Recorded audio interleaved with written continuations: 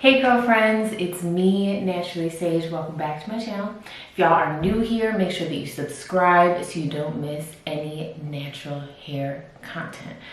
And also just a quick side note, if y'all are interested in this style that I just did the other day, I am going to be uploading a tutorial on my Instagram within the next 2 or so days. I'm gonna go ahead and put my name right down below. Welcome. So, you're here because you want to grow your hair. I am here to tell you respectfully that growing your hair faster is not possible.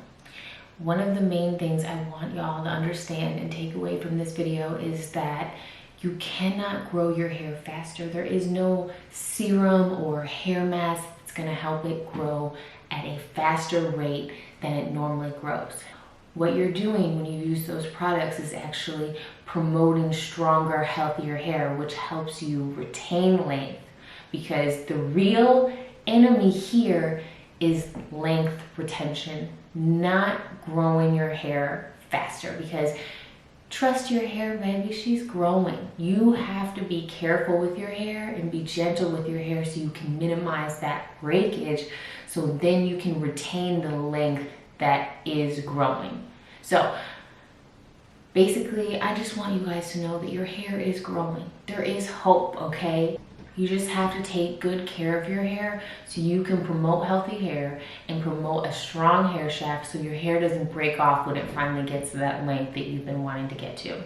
So let's get into it. First thing that I want y'all to adopt, if you haven't already, is deep conditioning. Oh wow, it is really windy outside. Now, if you follow me on Instagram, you know that I talk about deep conditioning all the time, because deep conditioning, how many times can I say deep conditioning in one sentence?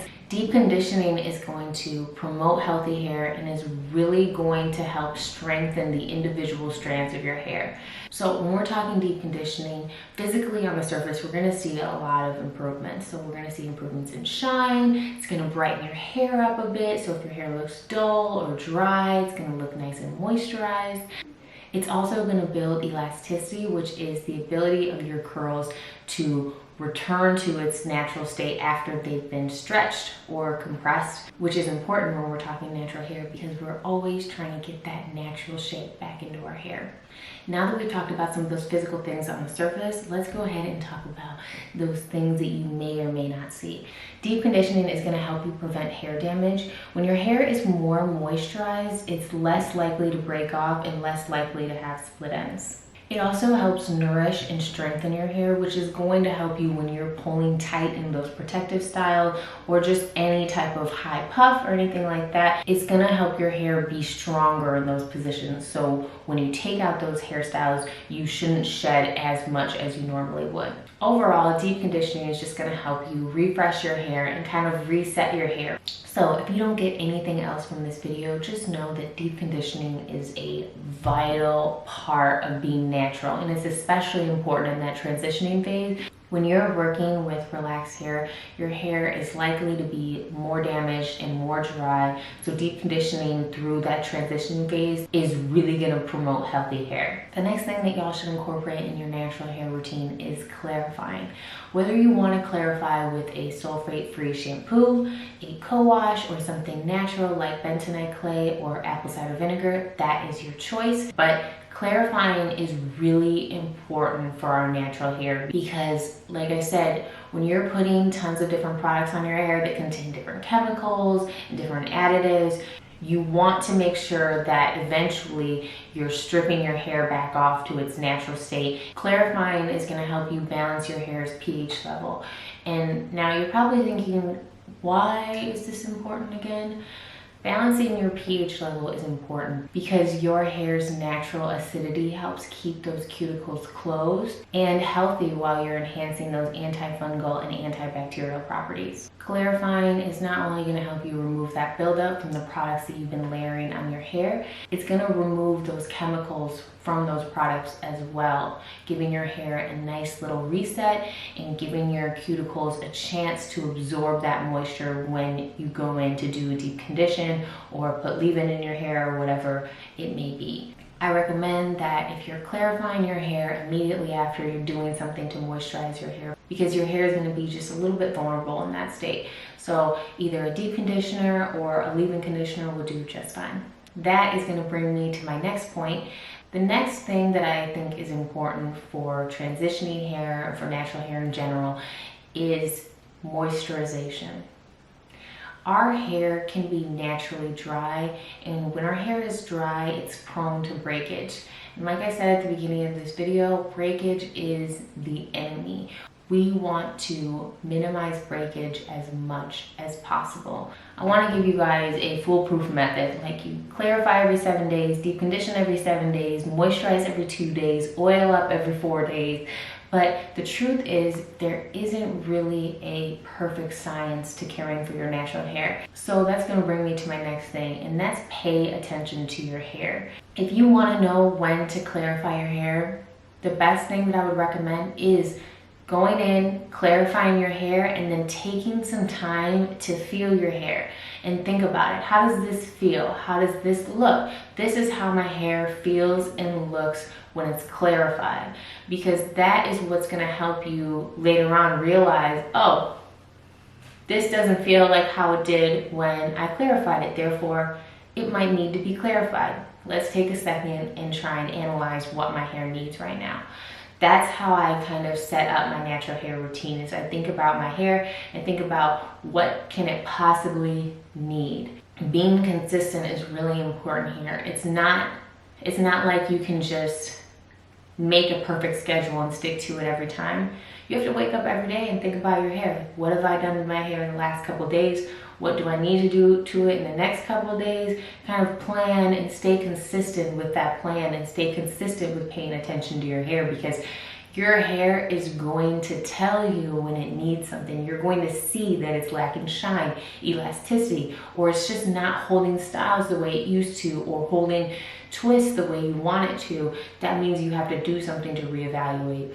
Your hair is always changing, especially if you're transitioning. There are so many different phases to your hair. I have times where these products and this technique was working really well, then all of a sudden it just wasn't anymore because my hair was starting to change. And my hair is still changing after 3-ish years of being natural. So you just have to keep paying attention to your hair and keep adapting as your hair adapts. Sorry guys, I forgot to mention, but going along with moisturizing, I think it's really important that you learn your oils. You have 2 different types of oils that you can choose from. You have your sealing oils and you have your moisturizing oils. Your moisturizing oils are going to be like your olive oils, your avocado oils, and your sealing oils are going to be more like your grapeseed oil and your jojoba oil. They're going to be a little bit more light. The reason why I think it's important that y'all learn that is because when you're trying to moisturize your hair, you're going to want to use an oil that is moisturizing if you're trying to enhance that leave-in. And if you're trying to do a twist out, you're going to want to put your cream on first and then your oil so you can seal in that moisture. So it kind of depends on what your goal is, on what oil that you should use. And I know it's tough because there are so many different types of oils and there's so much information on them. Just take a little bit of time, do a little bit of research, and I promise you that it's going to make it easier to choose what type of oil that you want to use. The next thing that you should be doing on a regular basis is detangling. Now, I don't recommend detangling on dry hair because that is going to leave your hair more prone to breakage. It's more vulnerable in that state. So I would recommend anytime you're conditioning your hair, whether it's a cleansing conditioner that you're going to rinse out in the shower, a leave-in conditioner, or a deep conditioner, I would recommend detangling. You can use your fingers or a tangle teaser or a Denman brush. I recommend making sure that you work in sections. Start from the bottom and then kind of work your way up. And then I also recommend just twisting your hair off when you're done detangling, whether you're going to leave your hair out or not, just because it helps keep your hair out of the way. You know which sections you've already done, and it just protects your hair a little bit more. The more often you keep your hair nice and detangled, it's going to be easier to install styles, it's going to be easier to apply your deep conditioner, and life as natural is just going to be just a little bit easier. So take that extra time and make sure that you detangle your hair and be mindful. Make sure that you're taking your time, because beauty isn't to be rushed. It just isn't, y'all. Natural hair is work. It is hard work. I mean, I don't have to tell you guys because you probably know that already, but having natural hair is a full-on commitment. Like, I felt like I was falling into a relationship that I wasn't sure about at the beginning. Next thing that I think is really important is regularly trimming your hair. If you're transitioning, this probably happens a little bit more often because you're trying to get to those curls as fast as possible. I like to trim every 3 to 6 months, depending on how my hair looks. So I'm gonna go ahead and link my hair trimming video right here, because in that video I go into depth on like how you know when to trim your hair and what that looks like. And you can learn how to trim your hair yourself, or you can go to a hairstylist. It doesn't matter, as long as you're just kind of paying attention to those ends and dusting them. This next thing I'm not good at, but I'm going to recommend because I think it's really important that you sleep with your hair protected. Whether that is putting on a silk scarf, a bonnet, or using a silk pillowcase, it is really important that y'all are protecting your hair at night. Even if you have straight hair and you're watching this video, it's so important, because our hair rubbing all night is not conducive for a healthy hair. So you want to give your hair a nice silk pillowy cloud to sleep on. So hopefully when you wake up in the morning, you don't have to redo an entire style. I can't believe I waited this long to say this one, but stop using heat. Just stop. Just stop right now. Don't use heat. That's enough of that. Heat damage is permanent, you guys. Heat damage is permanent. Heat primarily affects the bond between strands that give it its strength, which means that if you have heat damage, your hair is probably a little bit more weak or a little bit more dull than someone else's, meaning that it's more prone to breakage, meaning that it's less prone to grow. So if you do plan on using heat, make sure that you're properly protecting your hair. Use a heat protectant spray and be careful. I don't want to instill fear and like make you guys think that if you use heat, your hair is going to break off, but I am saying it is possible, and if you want to do that, that's okay. No judgment here. Do whatever you want to do. Just make sure that you protect your hair. Another important thing that goes into having healthy hair and healthy skin in general is just fueling your body.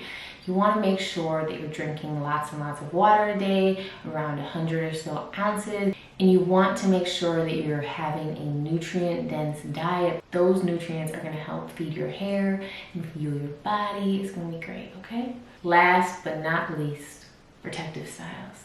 Now, I think protective styles deserve an entire video on its own, because there are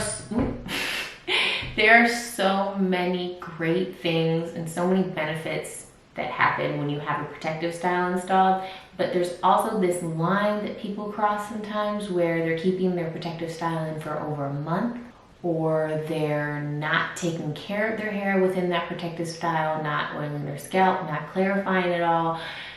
It can get bad and it can get messy fast. Protective styling is important because the more of your hair that is contained, the more it is protected. And when it's protected, that means that you have less likely to break off, which means your hair is more likely to grow, which is what we're here for, right? Protective styles are also just great so you can get a nice break on your hair, because all of these things in this video are things that I regularly recommend. Everybody needs a break once in a while, and I think protective styles are a great way for the lazy natural to just take a nice break and worry about feeding your scalp. And then just going along with protective styles, make sure that you guys are not regularly doing high tension styles. And by high tension, yes, I do mean a low puff or a high puff, because when all of your edges are pulled all the way up here, that doesn't give your hair a chance to breathe. That doesn't give these hairs a chance to curl back up. I mean, I'm not saying that they're not gonna curl back up. I'm just saying that if you do wanna install a tight ponytail or a tight style, make sure that you're letting your hair breathe after like 2-ish days, because it's not good to wear them for a really long time because that causes breakage. So I guess the buzzwords for this video are deconditioning, minimize breakage, and length retention, because those are the words that I keep using over and over. All of the things in this video are things that I've done for my natural hair and that's helped me retain length over the years.